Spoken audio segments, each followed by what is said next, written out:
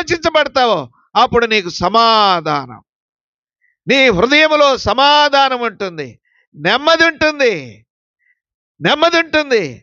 ప్రియులారా, నీ కుటుంబానికి సమాధానం నిన్ను బట్టి. ప్రభువైన యేసు క్రీస్తునందు విశ్వాసముంచుము, అప్పుడు నీవును నీ ఇంటి వారును.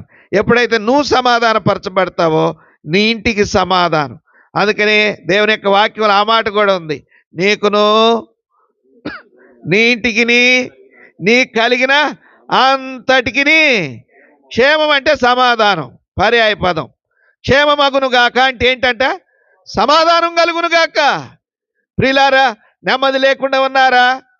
శాంతి లేకుండా ఉంటున్న వారులారా, ఆయా రకాలైన జబ్బుల చేత బాధల చేత ఏడవబడుచున్న వారులారా, వీటన్నిటికీ కారణం నీ హృదయమే.